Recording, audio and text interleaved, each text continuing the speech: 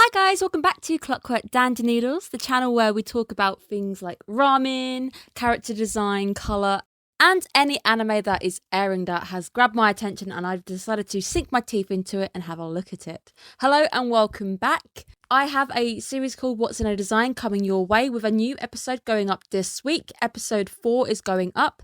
If you're into colour and design and character design, breaking down what actually makes a character, definitely check out that series as it's something I really worked hard on and I've really enjoyed to make. So hopefully you guys also enjoy that. I have a Discord channel for you guys. So if you want to head on over, you get a notification whenever a video goes up on my channel.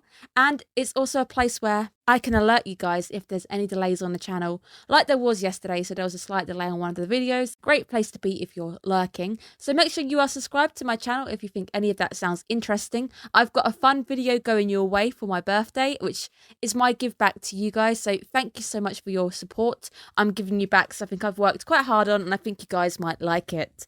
Let's get down to business. To not defeat the Huns, but to talk about foxes. Episode 3 of Kemono Jihen is foxes. This is an episode which is quite in line with my interest because I find the idea of the fox deity, the idea of the Kitsune, very fascinating. So this week's episode, right up my alley. We are actually introduced to the woman who set off my suspicions quite quickly. So the character we were speaking to at the end of last week's episode, she is called Inari. She is indeed a Kitsune kimono. Not just a Kitsune kimono, but she's got very heavy influence within the police, which is very, very handy to have, but makes Inari a very scary foe. Inari has decided she wants to meet our boy Cabernet. That Inugami gives Cabernet a charm. And so they actually hold off giving us a reveal on what charm he's given him, which is very, very clever because I completely forgot at one point that there was a charm involved. And let's talk about Inari's design very quickly. So her hair, last week I said it was red. It's not, it is pink. And pink as a colour can be quite frivolous. It can be very mischievous. Kitsune in folklore are very mischievous spirits, very mischievous foxes. It's also quite the feminine colour. It's playful, immature, and slightly emotional. So a character who's sometimes ruled by their own emotions, which we definitely see this week in action. Her eyes are purple. Purple is the colour of supernatural and spiritual, and it's quite a tranquil, wise, and creative colour, but again it's also another emotional colour. So that's strike 2 for emotion when it comes to Inari. Definitely going to be one of those characters probably gets angry before she realises it, or acts more on emotion about than actually thinking things through. Her influence over the police is what makes her very, very interesting because there's been many Kitsune out in anime called Inari. Let's talk about this Inari though, who's got control over the police. So the police pretty much seem under her spell when they smell her aroma. And that again is laying into the folklore idea that the Kitsune are masters of illusion. They are masters of illusion and also can appear very, very charming to the humans. We are now introduced to our 4th character, the character who initially, when we have the OP, we see the 4th one in the frame, and she is called Kon. And I can't tell you guys how much I actually adore this design. I love this design to pieces. She's got pale blonde hair. Within anime, Kitsune are often portrayed, or gods are portrayed with white hair or pale blonde hair. Kitsune always get that very off yellow whitish colour. If you're watching the God of High School, when we had our boy Ilpo had a very, very light blonde colour to his fox. I like the decision to use that. Her hair is in twin tails, which is a very nice childlike youthful kind of appearance they've given her. It looks cute. Like I said, I really like her design. It's probably one of my favourite designs so far. She has got these very dark blue eyes.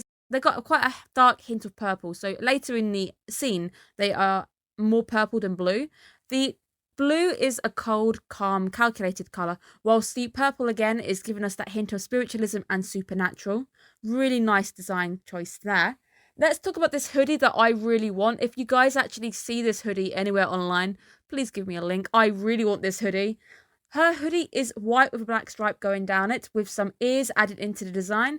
Obviously to look cute amongst the human world, but it is actually hiding her own ears. So she has ears within her ears, if that makes sense. But absolutely love this design. I want this hoodie.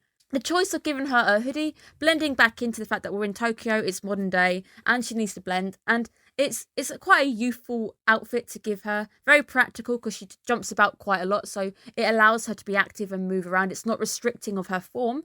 It's both practical, but also allowing us to have a nod in a direction of the fact that she is a kitsune. It's really nice. I like this design. I can't tell you how much I love this design. The character herself is quite reserved. That she's the one who ends up collecting Kabane and leaving Shiro and Akiro behind. The character is exactly as I've just basically mentioned with the colours. Initially quite calm, a bit detached, so we're not quite sure. She's the kind of character who wouldn't talk unless she needs to talk. The kind of character who doesn't really care for chit chat. The elevator ride ends up being quite uncomfortable with the two not speaking. There is no music, no words, no nothing. The colder design starts to kick in as we see her kicking Cabernet down to the floor, which again I mentioned in the eye choice, the colour of the eyes, and the fact that a pale blonde is actually a watered down kind of colder version of those warm. If she was a pure blonde like Inugami, she'd be getting a lot more of those warmer, compassionate, hopeful, really cheery aspects, but because she's a pale blonde, she's a colder version. I want to say antagonist. Let's call her an antagonist for now because we're not quite sure what she is. Inari knows everything because, of course, she does. She has been speaking to our boy Inugami, who tells us and Cabernet that the life stone is very, very rare. I was kind of getting that impression anyway. And it's the way she starts to play around. Remember, Kitsune are mischievous. Keep thinking that line. She starts to play around with her words to basically get the life stone within her own hands. I do get very, very bad vibes from Inari. I don't like the design. It's quite unnerving. It's a design which makes me a little bit on edge when I see it. We get a bit of a backstory between the Kitsune and the Tanuki, which is more Inugami. And the fact that they haven't always got on. And this is something that you do actually get again in Folklore. Kitsune are not fans of Tanuki. They're both mischievous characters for Folklore, but there's always a bit of a rift. And there's quite a few different animes where this rift is really played upon. And there is one which I can't quite remember, but it's definitely a really good one, which follows a family of Tanuki boys. But it's quite nice because you follow the Tanuki instead of the foxes.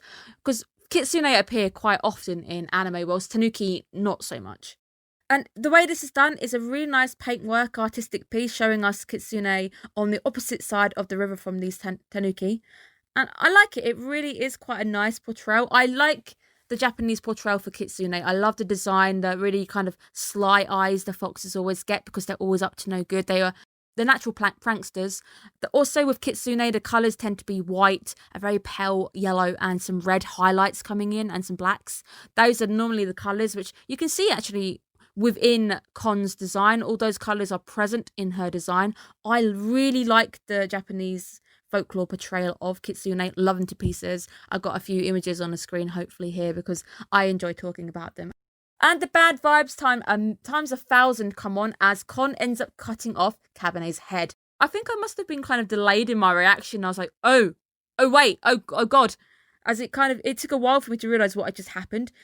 And we get an insight into what our antagonist Inari actually wants. She wants the life stone, so she doesn't need to rely on the humans' dependence. She wants to basically have the life stone so she doesn't need to be around humans. She says that she's playing nice with Inugami because they need the humans, they need to work together. So it's kind of that hint of their kind of relationship, which is a bit more bumpy, a bit more troublesome between the two, which we do see a lot more of this episode, because I was actually highly suspicious of Inugami. I'm not so much anymore. Still got a little bit there, but not as much as I was. And initially at this point, obviously she wants the life stone. She wants to clone it, make a few copies of the life stone so that she doesn't need to rely on the humans anymore.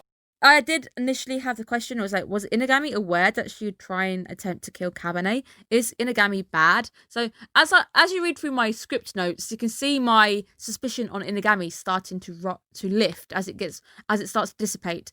And we really can see the scary power of having influence over the police as the police come in to assist cleaning up the crime scene, as they remove poor Cabernet's body and the head is placed in a suitcase. And we get a little insight now on how Kon sees Inari. So Kon sees Inari as a mother figure. So I'm almost wondering if she might have been abandoned and Inari's come in and taken that place. Hence her loyalty, the ability to follow her orders despite having the fact that she's killing somebody. She is really touched. We see how touched she is to be called a good girl and have a bit of interaction from Inari.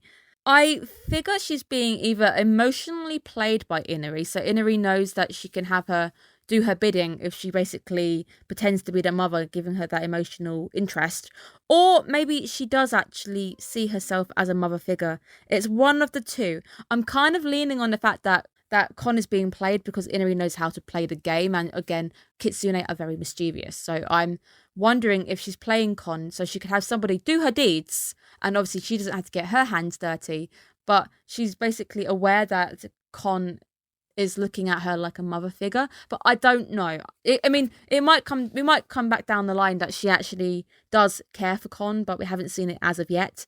Kon is sent to deal with Akira and Shiki. And the character, again, we see her willingness to just obey without question because she obeys this character who she believes is like a mother to her. Kon is a kitsune, so again, she exhibits these ideas of mischief. We can see another aspect which is often mentioned in folklore, the ability to make illusions. She's able to take on the appearance of Kabane and ends up trying to trick Akira and Shiki. However, she might have the appearance of Kabane, but she doesn't speak like Kabane. So she has to basically try and speak like she thinks that Kabane would speak, which is where the whole plan ends up falling apart anyway, because she's not able to pull off the speech patterns, the idiosyncrasies of somebody's speech pattern. And she does also make the mistake of calling Inari Sama, which is just very honorific. It's very formal. Shiki and Akira start to notice that he's also acting very odd, so they're not convinced by this illusion. Once Shiki calls Inari a old biddy, this ends up triggering Kon, making her lose her cool. Again, seeing her moved by her own emotions, her emotions get the better of her, and she ends up blowing her own cover with her face turning into a fox. I like the way this character moves. Kon uses her tail to throw foxfire at everybody. Foxfire basically won't hurt humans. Often enough as well within Japanese folklore, foxfire is blue.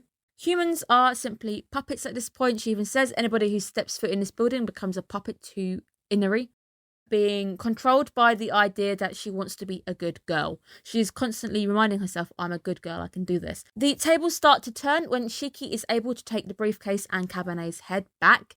When they find their head, it's quite funny when it's like, you see Akira fainting, and then he basically tries to keep his cool, and he's quite, obviously you can see he's shocked by the fact there's just a talking Kabane head right here. But it is a really clever scene. I really like this episode in particular. More insight into Kon's personality once more when we see her being ruled by the emotions. As she is trying to calm herself down and she starts to freak out of the idea of not being a good girl, she becomes more and more angry. So we see her losing her cool, suddenly becoming angry, and then her whole head turns into a fox head. It looks like it's a full body transformation, so she ends up with a tail, the head, but her hands and her feet remain the same. So her body stays the same, but her head and her tail are fox. It's quite a scary, unnerving appearance because you've got these rows of teeth, and the eyes have got these slit sideway irises that foxes tend to get in the folklore as well. It's a very unnerving appearance, but again, a very nicely handled appearance. I think it looks really nice, despite it being a bit more scary. Kabane comes up with the idea that he wants to be chucked in Kon's direction. And you can see Shiki, who's really unconvinced because he's simply just a head right now. He's like, you're not even a thing, you're just a head. I was kind of expecting a bigger plan. I was like, oh, so maybe he's going to grow his body back and attack her. He kind of gets lobbed by like a football, and he bites Kon in the shoulder, and that's it. And then she's out on the floor. And that's really the entire sequence there. So I was kind of expecting a bit more. But I really do love how unnerved Shiki is as he's holding Kabane's head by the ear.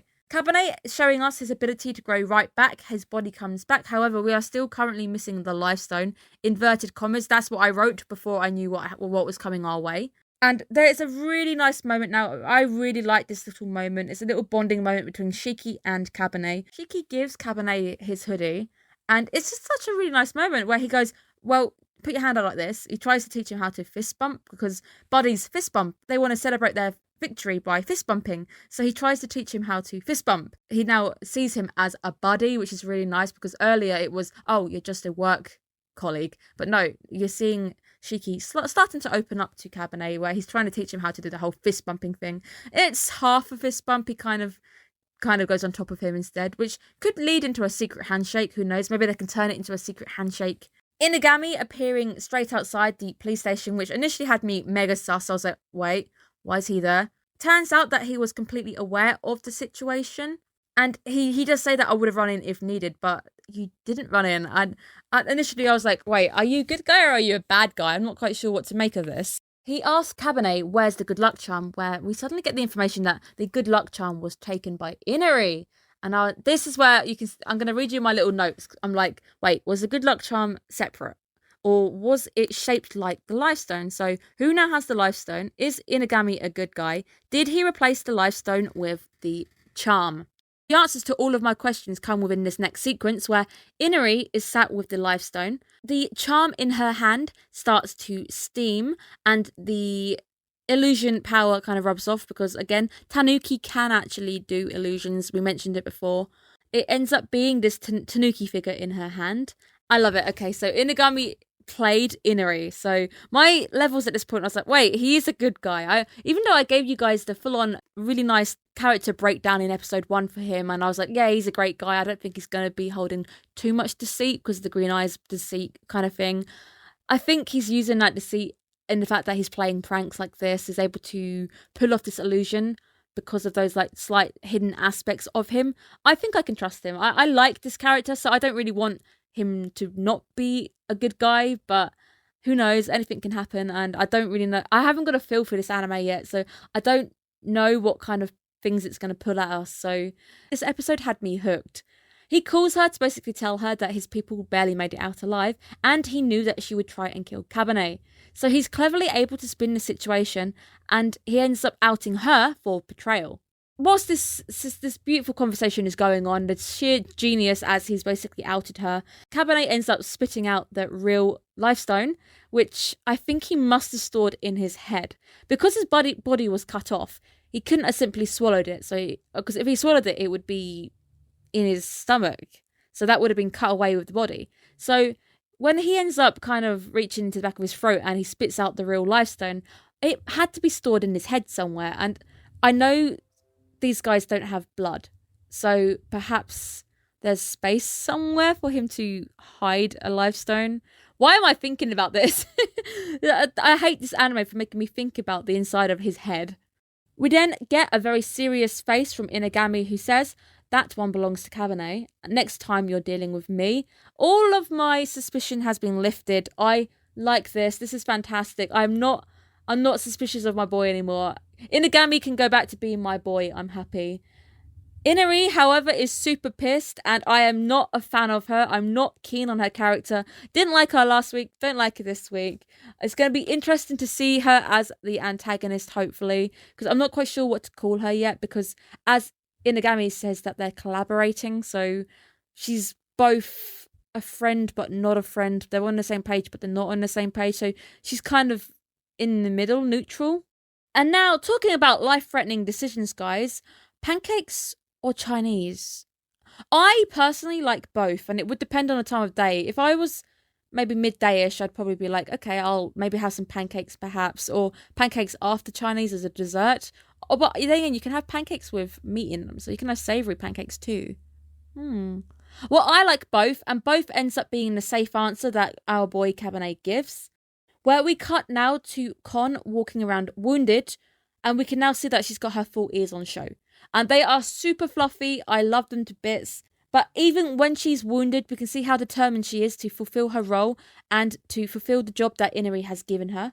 Cutting back, it appears that both was actually not the correct answer, and everybody now has a stomachache and is regretting their decision to eat both foods. But it's also quite nice that Inugami actually went with the idea of giving them both. So they must have either gone to a Chinese place, then stopped by a pancake house or something. But I like that. I really like that nice little touch. The more you think about it is Inugami was the one who decided to take them to have both foods because Cabernet said, let's go for both. And now everybody's got a stomachache. Inugami starts to explain how the business works and how they actually get work in the first place. And the sign that we've seen in the OP, the sign that hangs above the workplace, attracts kimono and humans who are empowered by their powers. And then work naturally finds them. So they don't really have to go out posting on billboards going, hello, do you need something doing? Work basically falls into their lap naturally. And it was Inari who made that signpost. So again, we know that they were collaborating, but she's not really a friend. So it's going to be interesting. I think calling her an antagonist is probably the safer bet. I don't know if she's going to be the big bad in the story. Maybe there's not even going to be a big bad. I don't think she is right now. I think she's simply just an antagonist for now. Kon appears out of nowhere and then faints from her hunger. But again, I really love this design. I've got to tell you guys how much I really adore that design, despite the fact she tries to rip off my boy's head. And we see Inugami very cleverly using Inari as a way to calm down Kon, where he's like, get off the table. And then he gets her to clean up her mess. It's a really adorable scene. I really like it. And sad Kon, when Kon realizes that Inari's going to be angry that she's standing on a table, her ears droop and she looks so sad. I really like that little moment as well, that sad Kon is sad. We are interrupted by a customer stumbling into the business. And as before, we know that he is a human who's empowered by a kimono. This anime has officially got me hooked. I don't know what it is. Something has clicked in my head and I am just hooked on the story. I am so fascinated to see where it's going. This week we've been introduced to an antagonist. We finally got a bit of a plot starting to kick in. We've got an underlying plot going on now. Inari wants those life stones. She clearly isn't going to give up that easily. So it's going to be interesting to see now the relationship between Inugami and Inari next time they see each other, because would they fight each other? Who's going to come out on top? Very interesting. When it comes to Folklore, there have been fights between the two, but there's not really a clear winner. Probably the ones who are more likely to be shown as victors in that sense. Kitsune are in a lot more anime, a lot more fiction, a lot more media. They're shown a lot more than Tanukis are.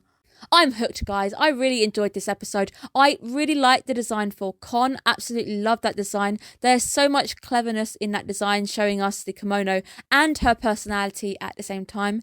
Inari is a fascinating antagonist.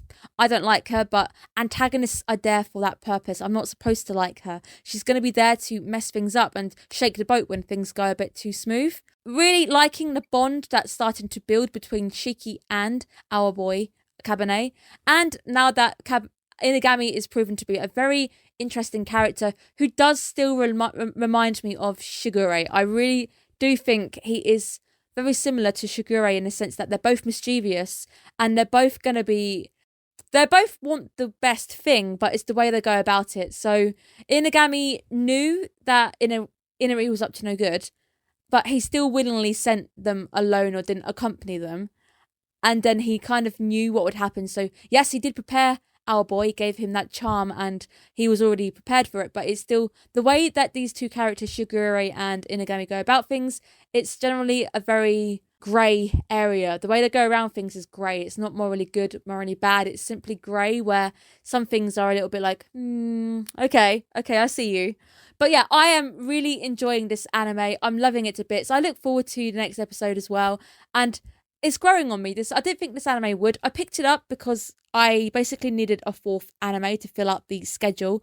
And I like horror. I like supernatural. So I was like, okay, I'll take it as a dark horse. This could go either way. It could be good. It could be bad. I wasn't expecting a great deal from this anime, but it is delivering. So it's very nice for me to go in with low expectations and have my expectations blown away because it's performing better than I thought it would. So I hope you guys are having a good week. Make sure you are staying safe.